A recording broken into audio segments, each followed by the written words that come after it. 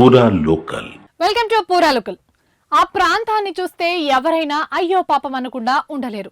ఆ ప్రాంత వాసులకు తిండి అనేది అందని ద్రాక్ష. కడుపు నిండా తిండి తినడం వాళ్ళ కలగా మిగిలిపోయింది. ఆరోగ్యమైన జీవితం వారికి గొప్ప వరం లాంటిది. కనీసం పసిపిల్లలకు పాలు దొరకడం కూడా కష్టంగా మారుతుంది.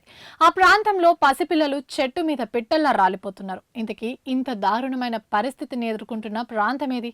అక్కడి ప్రజలు ఇలాంటి పరిస్థితి ఎదుర్కోవాల్సిన దౌర్భాగ్యం ఎందుకు వచ్చిందో తెలుసుకుందాం.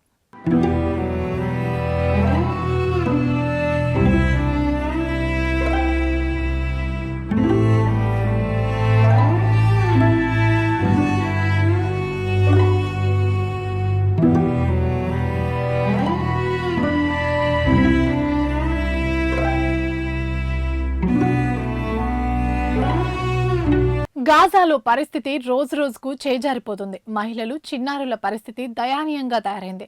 ముఖ్యంగా పోషకాహార లోపం, ఆకలితో చిన్నారులు అల్లాడిపోతున్నారు. శరీరం బక్కచిక్కి పొత్తి కడుపులు ముడుచుకుపోయి ఎముకలు తేలిన చిన్నారుల పరిస్థితి హృదయ విదారకంగా తయారైంది. చిన్నారులు కనీసం నడవలేకపోతున్నారు. ఏడ్చే ఓపిక కూడా లేని స్థితి కనిపిస్తోంది. ఆకలి బాధలు తట్టుకోలేక చిన్న చిన్న పిల్లలు పిట్టల్లా రాలిపోతున్నారు. ఇప్పటి వరకు మొత్తం 113 మంది ప్రాణాలు కోల్పోగా ఇందులో 81 మంది చిన్నారులే కావడం దారుణం. గాజాలో సుమారు 1,00,000 మంది మహిళలు, చిన్నారులు పోషకాహార లోపంతో బాధపడుతున్నారని ఐక్యరాజ్య సమితి తెలిపింది. మరోవైపు ఆసుపత్రుల్లో అవసరమైన ఔషధాలు లేక డాక్టర్లు కూడా చేతులెత్తేస్తున్నారు. పరిస్థితులు ఇలాగే కొనసాగితే పెద్ద సంఖ్యలో మరణాలు సంభవిస్తాయని, తక్షణమే దిద్దుబాటు చర్యలు తీసుకోవాలని 100కు పైగా సహాయ సంస్థలు హెచ్చరిస్తున్నాయి. ఇప్పుడున్న పరిస్థితుల్లో గాజాలో మానవతా సాయం అందించాలంటే కనీసం రోజుకు 600 ట్రక్కులు అవసరమైతాయి. అయితే ప్రస్తుత పరిస్థితుల్లో ఇజ్రాయెల్ ఆంక్షల కారణంగా రోజుకు 69 ట్రక్కులను మాత్రమే అనుమతిస్తున్నారు. ఈ తరుణంలో గాజాలో ప్రజలకు ఆహారం, తాగునీరు, ఔషధాలు అందించేందుకు 6,000 వాహనాలు సిద్ధంగా ఉన్నాయని ఐక్యరాజ్య సమితి తెలిపింది.